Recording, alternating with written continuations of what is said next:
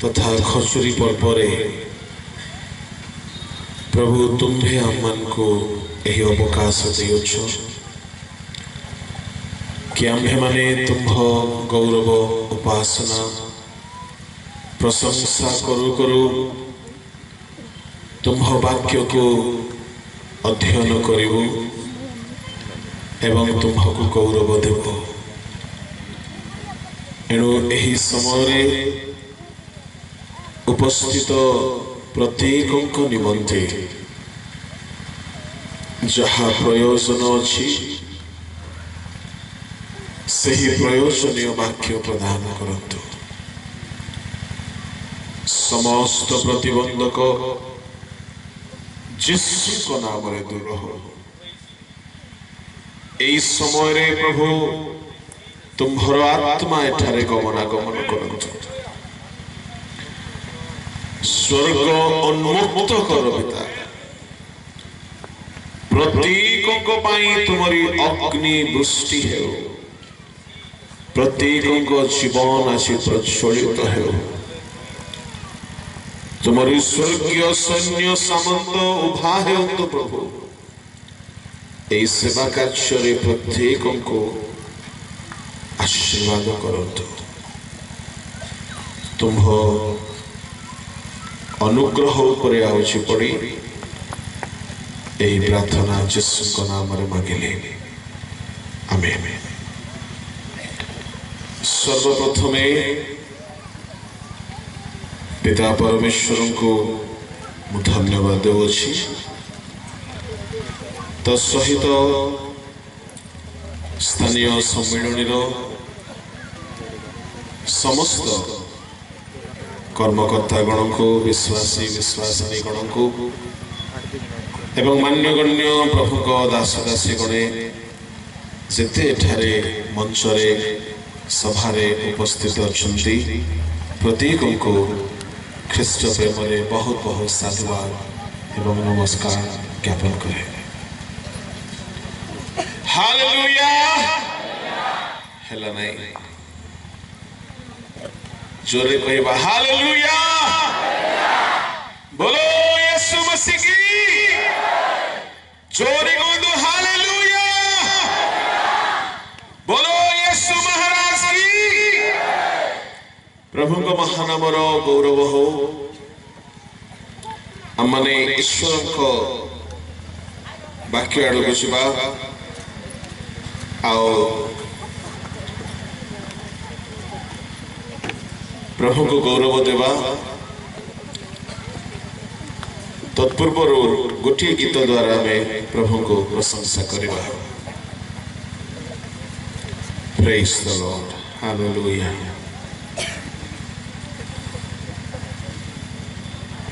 मेरा उठना बैठना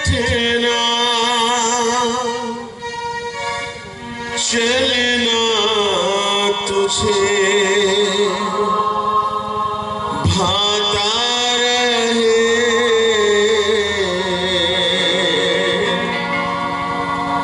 बोलो यीशु मसीह की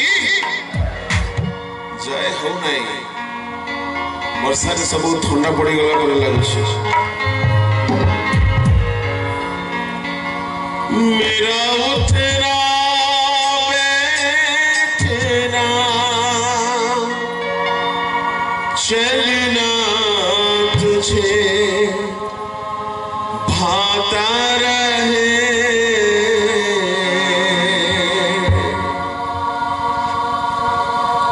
जीवन में यीशु तेरा नाम जलाल पाता रहे। मेरे जीवन में यीशु तेरा नाम जलाल पाता रहे। मेरा उठना बैठना मेरा उठना बैठना चलना तुझे भाता रहे।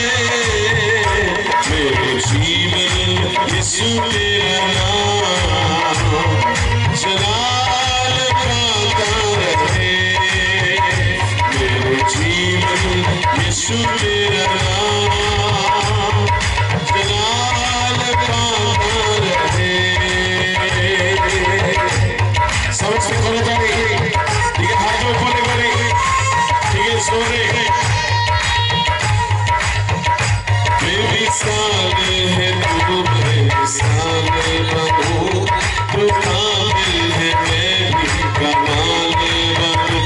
बेमिसाल है तू, बेमिसाल बनूं तू कामिल है, मैं भी कमाल बनूं। बेमिसाल है तू, बेमिसाल बनूं, बेमिसाल है तू, बेमिसाल बनूं तू कामिल है, मैं भी कमाल बनूं। तू कामिल है, मैं भी कमाल बनूं। जब भी तुझे पुकारूं तेरा रोज में आता रहे। मेरा उठना बैठना, मेरा उठना बैठना, चलना तुझे आता रहे। मेरे जीवन में यीशु तेरा नाम जलाल पाता रहे। मेरे जीवन में यीशु तेरा नाम जलाल पाता रहे। मो जीवन यीशु को नामो मोहिमानी करे हो। मो जीवन यीशु को नामो मोहिमानी करे हो। मो जीवन जातरे, मो चाली चौनरे, मो जीवन जातरे, मो चाली चौनरे, तुम नाम महिमा पाओ। मो जीवन यीशु को नामो समझते महिमानी करे हो। मो जीवन यीशु को नामो महिमानी करे हो। मो जीवन यीशु को नामो महिमानी करे हो। मो जीवन यीशु को नामो महिमानी करे हो। मो जीवन यीशु को नामो महिमानी करे हो। प्रशंसानी करे हो, महिमानी करे हो, गौरवानी करे हो।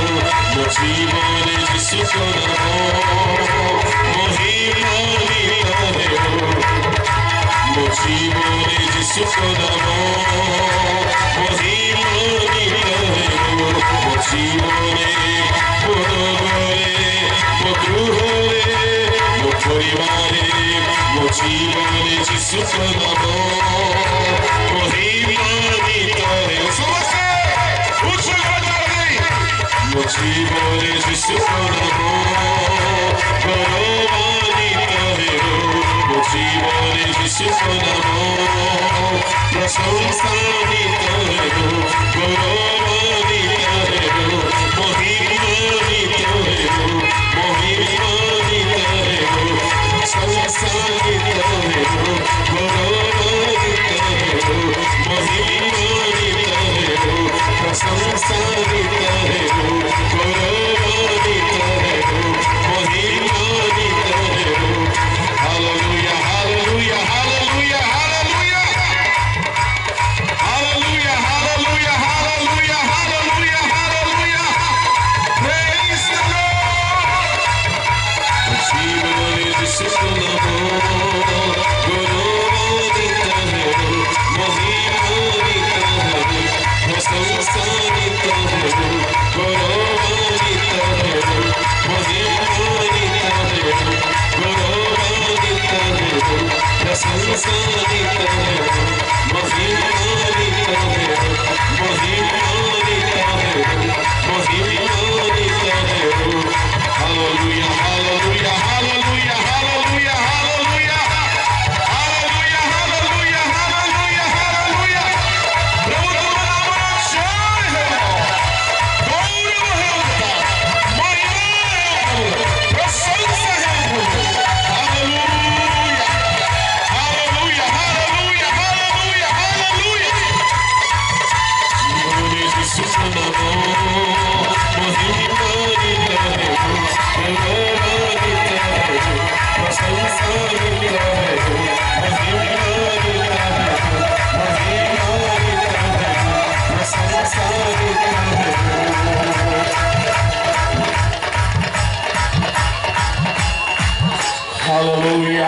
Hallelujah, hallelujah. धन्यवाद प्रभु. Hallelujah, Jesus. Thank you, Master. Hallelujah. Praise you, Lord. Hallelujah, hallelujah, hallelujah. Thank you, Master. Hallelujah. प्रभु हम जीवन में केवल तुम नाम गौरव है.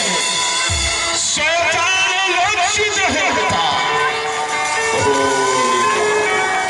हम परिवार में तुम नाम गौरव है. हम ग्राम में नगर में गृह में तुम नाम गौरव है. Praise the Lord Jesus. Hallelujah. धन्यवाद प्रभु. ये समस्त गौरव महिमा यीशु के नाम में उत्सर्जित करें. आमीन.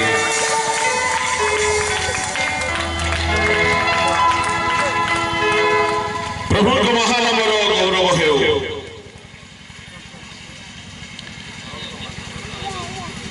असी प्रभु को गौरव करू करू प्रभु को इच्छा एवं योजना क्रमे आम्भे माने एही सभा स्थान रे समवेत होई पारियोछु. आज सारा दुनिया रे प्रभु यीशु को विजय यात्रा पालन करा जाउछि. प्रिय ईश्वर लोक माने आउ तही मध्यरु ही पदे कहिबा पाई मते मध्य अनुरोध करा जाइथिबारु प्रसंग विषय को न कही सही कथा को ही अल्प समय में कहवा अध्ययन करवा. प्रभु यीशु ख्रीष्टंकर विषय यात्रा यह बाइबलर एक अति गुरुत्वपूर्ण शास्त्र अटे. ईश्वर लोक मैंने विजय यात्रा धर्मशास्त्र बाइबल अनेक महान महान घटना सकल को वर्णना करे. किंतु सब कथा को न कही जो विषय आपण मानकर लाभ हो मु ताहाको ही संक्षिप्त रे एही बेला रे कहिबाकु चाहिबी. माथ्यू लिखित सुसमाचार बाहर करंतु ताहार 21 अध्याय आउ ताहार 2 पद 3 पद पढ. सेई ग्राम पूजाओ आउ जीवा मात्र गोंदा होइतिबा गोटिए गछ गोदा सहित गोटिए शावक को देखिबो सेमानकु पिटाई मो निकटकु घेनी आसो. आउ जेबे केई तुममानकु किछि कहे तेबे कहिबो एमानक ठारे प्रभुଙ୍କର प्रयोजन अछि सेई गणी से सेमानकु पठाई देबो. एठारे प्रभु यीशु कहउछन्ति तुममानकर सम्मुखस्थ सेई ग्राम को जाओ आउ जीवा मात्र बंधा होइथिबा गोटिए गर्भ भी वो दाहा सहित गोटिए शावक को देखिबो. सेमानकु फिटाई मो निकटको घेनी आस. ईश्वर लोक माने कहीं शावक को आउ से गर्भ भी को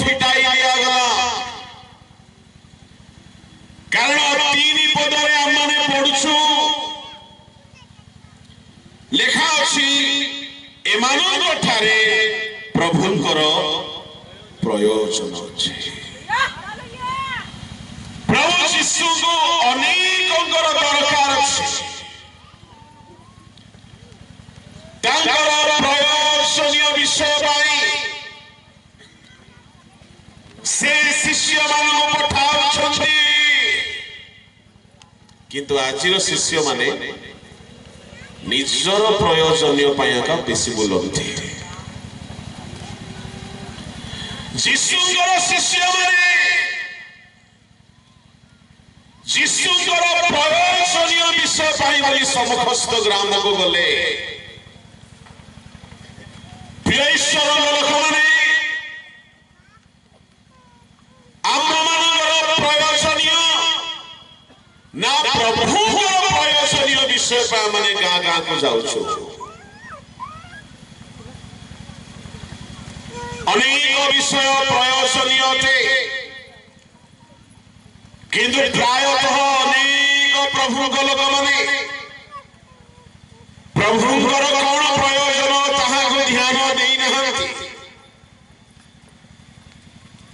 एठारे प्रभु यीशु स्पष्ट भाव में कहउछन्ति ग्राम को जाओ समस्त ग्राम को आओ सेठारे गर्भवी आओ ताहा सहित गोटिए शाबक को देखिबो फिटाई फिटाई मो निकट को खेनी आस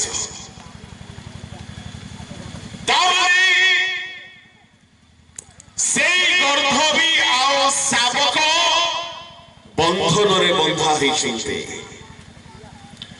प्रिय ईश्वर लोक माने आसी मध्य परमेश्वर चाहुछन्ति अनेक लोक मानकु अनेक प्रकार बंधन रे बंधा थिबा अवस्थारो फिटाइबा पाई किंतु किए जीव आमे तो सेवक माने अधिकांश समस्ते बोली मु कहिबि नै आमे निज प्रयोजन पाई बेसी बुलु छाओ किंतु प्रभु चाहुछन्ति जाओ मूल प्रयोजन अछि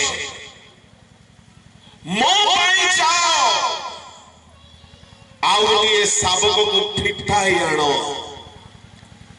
गर्भवी को फिटाई आनो तामाने प्रिय ईश्वर लोक माने आसी अनेक लोक माने बंधन रे अछंती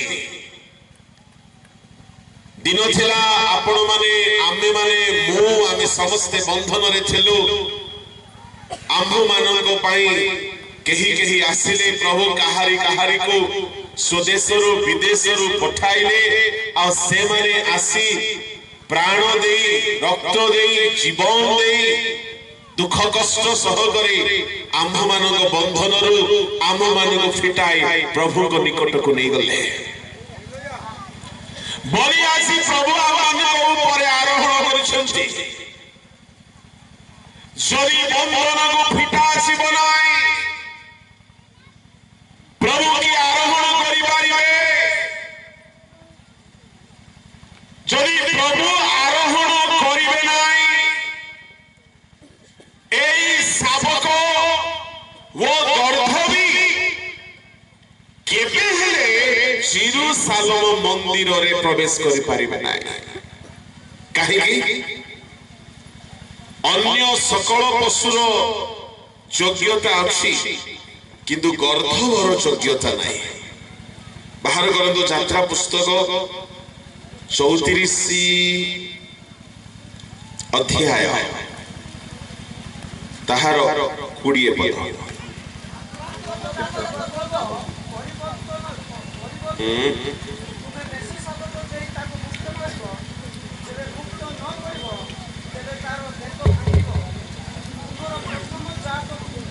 ओके बस थैंक यू माइक रे जणे पढंतु जेहेतु रेकॉर्डिंग मध्ये हेउ अछि जो द्वारा स्पष्ट सुभा जीवो माइक रे पढंतु जे भी पढिबे नेट फुल पढिबे व्याकरण रे जार पास मार्क आस्थेबो से पढिबे चलो पढो 19-20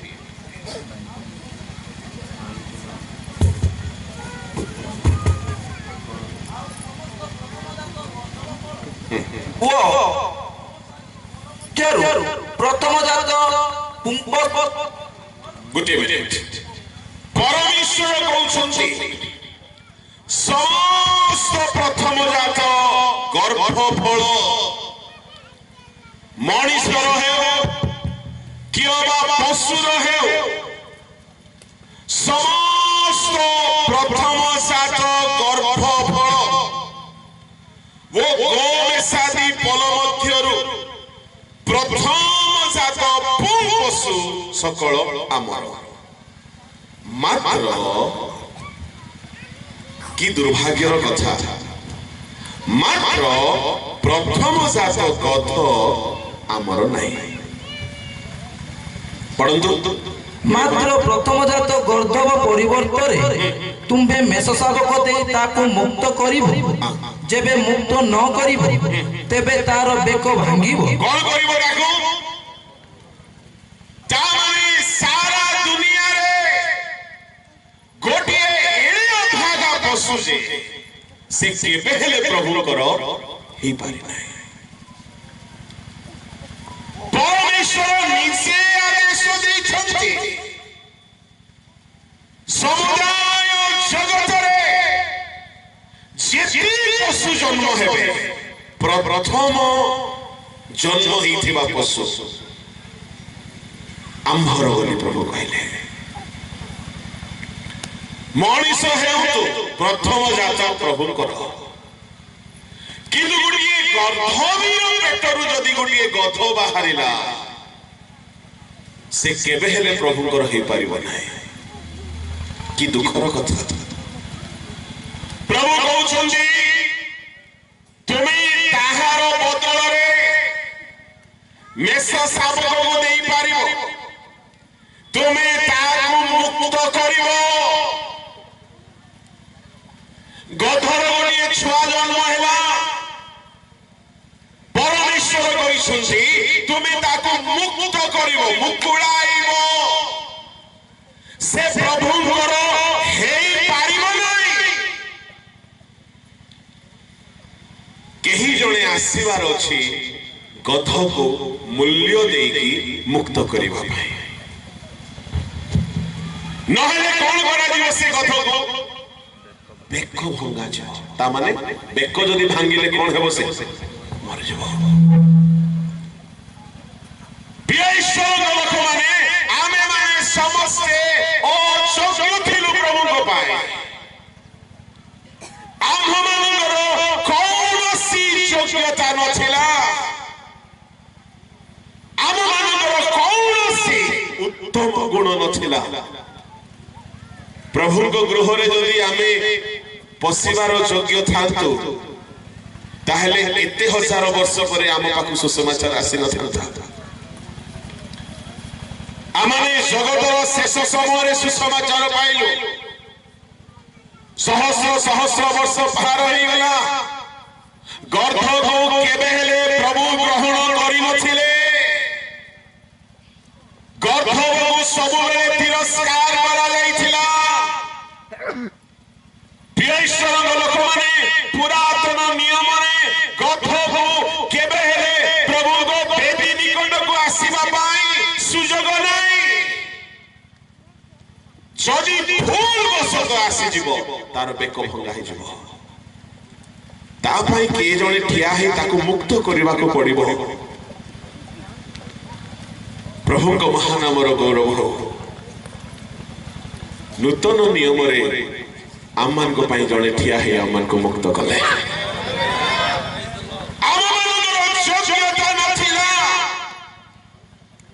कि प्रभु जीशु आरोहण करिवे आम भितरे प्रभु जीशु आसीबे आमको से मनोनीत करिवे आम द्वारा से यात्रा करिवे एपरि आम मानकर योग्य नथिला आमे माने विषादीय पापी थिलु केवल बेक भंगा जिबार योग्य थिलु किंतु प्रभु आमन को मनोनीत कले ईश्वर लोक माने एणु से जगतर सबुठारु वन्यजीत वृक्ष मान मनोनीत करिसंती वन्य द्राक्षालता को मनोनीत करिसंती आउ तांको ठारे से हमको कलम कर देछिते एबे जहां भी पड़िबो रोमियो 11:17 पद टिके पढंतु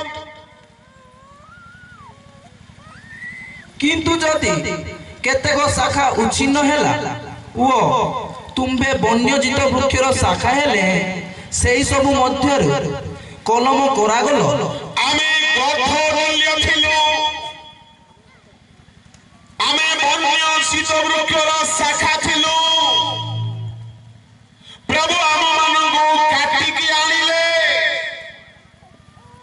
जार कौनसी भल गुण नाही जार कौनसी वैद्य कौनसी कारीगर कौनसी बड़े केबे हेले व्यवहार करिबो नाही किंतु जणे आमान को दया दृष्टि करी कहिले जाओ ताको फिटाई कि नहीं आसा एनु प्रिय ईश्वर लोक माने एठारे जदि के अछंती आउ भाबु सुनती मु कौनसी विषयर योग्य नाही बोली काहे की गधो ही काहे की पर प्रभु यीशु मनोनीत कले आरोहण करिवा पाई तार रहस्य बुझंतु व्यवस्था रे गधो को केबे हेले व्यवहार करा जाय नाही व्यवस्था रे प्राय 2000 वर्ष धरि व्यवस्था थिला यीशु को समय पर्यंत दिने हेले गधो व्यवहार हे नाही जदि कौनसी गध जदि आसिला तार मुक्तिकर्ता जदि केही नाहंती तार बेक भंगा जाउतला जदि आम पाई यीशु आसी न थांते आमे मध्य मरि थांतो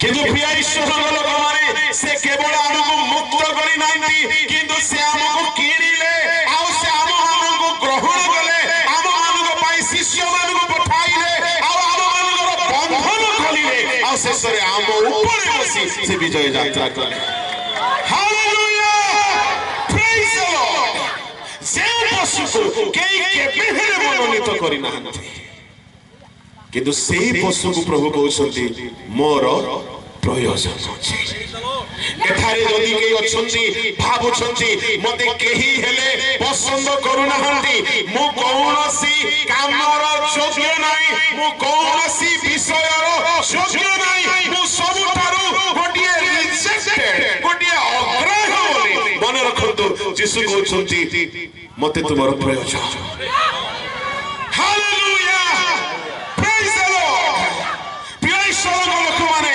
एडु जा जहा संसार दृष्टि रे तुच्छीकृत थिला ताहाकु से प्रधान प्रस्ताव कले दुर्बल मानको मनोनीत कले अज्ञानी मानको मनोनीत कले जे प्रस्तर को लोके अग्राह्य करंती प्रभु ताहाकु मनोनीत करंती एणु मु आपण मानको कहिबा पई चाहे एठारे हेई पारे आपण केही केही भाबुथिबे मु सबठारु गोटिए रिजेक्टेड व्यक्ति अटे मते केही हेले दरकार बोली भाबंती नाही बेले बेले किछि मां माने मौसी माने भौणी माने बसिथिबे भाबुथिबे मो स्त्री मो स्वामी अनेक भाई माने बसिथिबे भाबुथिबे मो स्वामी मो स्त्री स्वामी स्त्री मध्य बेले बेले बुझामणार अभाव हैला परे बेले बेले लागिबो मो स्वामी एमती व्यवहार करूछि जे बथे आओ ताहार प्रयोजन रे मो नाही बेले बेले एमती लागिबो आपनकर प्रयोजन नाही बोली कहिला परि व्यवहार करिवे लोके बेले बेले मंडली भितरे मध्ये एमती लागिबो पालकों दरकार नाही बोला परी मंडली व्यवहार करिवे बेले बेले एमिति स्थिति आसीबो मो बहुत भाबुथिली चिंता करूथिली काई की गथो गोग्राह करा जाउछला दिन आसीबो प्रभु तार बंधन फिटाई ताकु सुग्राह करिवे जदि आपण आरंभ रे अग्राह हेइ छथि तो मने रखंतु आपनकर सुग्राह हेबार दिन आसुछि आ प्रभु ताहांकर लोक मानको पठाई ଥାଇକି ଆପଣଙ୍କର ବନ୍ଧନ ଖୋଲିବେ, ଆପଣଙ୍କ ଉପରେ ଆରୋହଣ କରିବେ, ଆଉ ଆପଣଙ୍କ ଦେଇ ଯିବେ। ଇତିହାସରେ ନାମ ପାଇବ, କୌଣସି ମେଷର ନାମ ପାଇବ ନାହିଁ, କୌଣସି ଛାଗର ନାମ ପାଇବ ନାହିଁ। ସେମାନେ କେବଳ ବଳି ହେଲେ, କିନ୍ତୁ ଯୀଶୁ ଆରୋହଣ କରିବେ ଆପଣଙ୍କ ଉପରେ। Hallelujah, hallelujah. କିନ୍ତୁ ଈଶ୍ୱରଙ୍କ ଲୋକମାନେ ଯଦି କେହି ଏଠାରେ ରିଜେକ୍ଟେଡ ଫିଲ୍ କରୁଛନ୍ତି, ବେଳେ ବେଳେ ମନେ ମନେ ଆସିବ ମତେ କେହି ପସନ୍ଦ କରୁନାହାନ୍ତି, ମୁଁ ମରିଗଲେ ଭଲ। କ୍ଷଣ କାଳ ପାଇଁ ଆମେ ତୁମକୁ ପରିତ୍ୟାଗ କରିଅଛୁ, କିନ୍ତୁ ମହା କରୁଣାରେ ଆମେ ତୁମକୁ ସଂଗ୍ରହ କରିବା। ଆମ ପରମେଶ୍ୱର ସର୍ବଦା କ୍ରୋଧ ରଖନ୍ତି ନାହିଁ। ଆମ ପରମେଶ୍ୱର ଆପଣ ଲୋକମାନଙ୍କୁ ଯାହାକୁ ତୁଚ୍ଛୀକୃତ କରାଯାଇଥିଲା ତାକୁ ସମ୍ଭ୍ରାନ୍ତ କରନ୍ତି। ଯିଶାୟ 9 ଅଧ୍ୟାୟ ତାର 2-3 ଟିକେ ପଢନ୍ତୁ।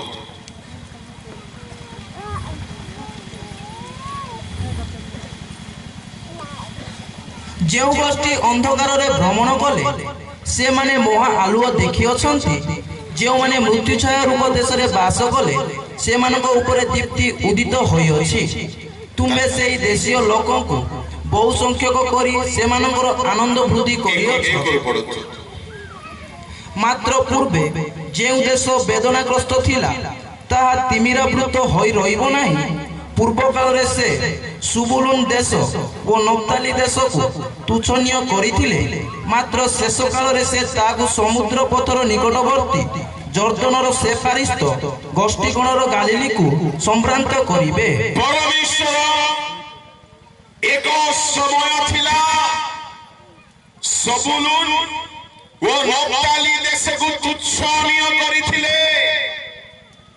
ମାତ୍ର ଶେଷ କାଳରେ ସେ ତାହାକୁ ସମ୍ଭ୍ରାନ୍ତ କରିବେ। କାହିଁକି ସମ୍ଭ୍ରାନ୍ତ କରିବେ? 9 ଅଧ୍ୟାୟର 1 ପଦରେ କୁହାଗଲା କି ଯେଉଁ ଦେଶକୁ ଦିନେ ତୁଚ୍ଛ କରାଯାଇଥିଲା ତାକୁ ସମ୍ଭ୍ରାନ୍ତ କରାଯିବ। କାହିଁକି? ତାର ପଢନ୍ତୁ 6 9:6। କାରଣ ଆମ୍ଭମାନଙ୍କ ନିମନ୍ତେ ଏକ ବାଳକ ଜନ୍ମି ଅଛନ୍ତି। ପୂର୍ବେ ଯେଉଁ ଦେଶକୁ ତୁଚ୍ଛ କରାଯାଇଥିଲା, ପୂର୍ବେ ଯେଉଁ ଦେଶକୁ ଅଗ୍ରାହ୍ୟ କରାଯାଇଥିଲା, সেই ଦେଶକୁ ଏବେ ସମ୍ଭ୍ରାନ୍ତ କରାଯିବ। କାରଣ ବାଳକ ଜନ୍ମି ଅଛନ୍ତି। ଯୀଶୁଙ୍କର ଜନ୍ମ ହେବାର ଉଦ୍ଦେଶ୍ୟ ତୁଚ୍ଛୀକୃତ ଲୋକମାନଙ୍କୁ ସମ୍ଭ୍ରାନ୍ତ କରିବା। ହାଲେଲୁୟା। ଏଣୁ ପ୍ରିୟ ଈଶ୍ୱରଙ୍କ ଲୋକମାନେ, ଯଦି କେହି ନିଜକୁ ତୁଚ୍ଛୀକୃତ ଅନୁଭବ କରୁଛନ୍ତି, ମୁଁ ଆପଣଙ୍କୁ କହିବା ପାଇଁ ଚାହେଁ ସବୁଠାରୁ ତୁଚ୍ଛୀକୃତ ପଶୁ ଥିଲା ଗଧ। କିନ୍ତୁ ସେହି ଗଧକୁ ପ୍ରଭୁ ମନୋନୀତ କଲେ। ସେ ଜିହୁଦା ବଂଶଜାତ ସିଂହ ବୋଲି ଆମେ ଶୁଣୁ, ସେ ରାଜା ମାନଙ୍କ ରାଜା ବୋଲି ଆମେ ଜାଣୁ, ସେ ସର୍ବଶକ୍ତିମାନ ପରମେଶ୍ୱର ବୋଲି ଆମେ ଜାଣୁ। କିନ୍ତୁ ଯାହାକୁ ତୁଚ୍ଛୀକୃତ କରାଯାଇଥିଲା, ଯାହାକୁ ତିରସ୍କାର କରାଯାଇଥିଲା, ସେ ବାଳକ ଜନ୍ମି ଅଛନ୍ତି ଯାହା ତୁଚ୍ଛୀକୃତ ତାକୁ ସମ୍ଭ୍ରାନ୍ତ କରିବା ପାଇଁ। ଏଣୁ ବ୍ୟବସ୍ଥାରେ ଯେଉଁ ପଶୁକୁ ତୁଚ୍ଛ କରାଯାଇଥିଲା ପ୍ରଭୁ ତାହାକୁ ମନୋନୀତ କଲେ। ଯଦି ଆପଣ ତୁଚ୍ଛୀକୃତ ଅବସ୍ଥା ଦେଇ ଗତି କରୁଛନ୍ତି, ମନେ ରଖନ୍ତୁ ଆପଣଙ୍କର ସମ୍ଭ୍ରାନ୍ତ ହେବାର ସମୟ ଆସୁଅଛି। ଯେହେତୁ ପ୍ରଭୁ ଯେଉଁମାନେ ତୁଚ୍ଛୀକୃତ ସେମାନଙ୍କୁ ସମ୍ଭ୍ରାନ୍ତ କରିବେ, କାରଣ ବାଳକ ସେଇଥିପାଇଁ ଜନ୍ମ ହୋଇଛନ୍ତି। ଆମର ବାଳକ ଆମମାନଙ୍କର ପ୍ରଭୁ ଯୀଶୁ ଖ୍ରୀଷ୍ଟ ଜନ୍ମ ହେବାର ଅନେକ କାରଣ ମଧ୍ୟରେ ଏଇଟା ଗୋଟିଏ କାରଣ, ସେ ଯେଉଁମାନେ ତୁଚ୍ଛୀକୃତ ହୋଇଥିଲେ ତାଙ୍କୁ ସମ୍ଭ୍ରାନ୍ତ କରାଯିବ। ଏଥିପାଇଁ ତୁଚ୍ଛୀକୃତ ପଶୁକୁ ସେ ଗୌରବ ଦେଲେ, ସେ ବ୍ୟବହାର କଲେ। ଗଧ କେବେ ବି এই প্রকার সৌভাগ্য পাইবার যোগ্য নাই। সে তো বেক ভঙ্গা যাব, সে মরিব, ସବୁବେଳେ লোক তাকে ঘৌড়িবে, তার কৌশি যোগ্যতা নাই। কিন্তু যেদিন যিশু মনোনীত কলে তা সামনারে লুগা বিছা যাচ্ছে। से यीशु ताको आरोहण कले से दिन ता सामने लोक माने नाचु छथि जे दिन यीशु ता ऊपर आरोहण कले से दिन तार पाद आ धूली रे लागु नाही हालेलुया तार पाद पूरा लुगा ऊपर पडुछि ए लुगा पकेवा लोक माने आसिकी मध्य बिना बिना बिना संकोच रे लुगा पकई चली छथि प्रभु आपन ऊपर आरोहण करिवे अनेक लोक माने आपन सामने रे आसिकी आपन सेवा पई ठिया हिबे प्रभु से मानु पठाइबे से माने आपन पाद को धूली लागि लागु देबे नाही सेही प्रकार आपन जत्न नेबे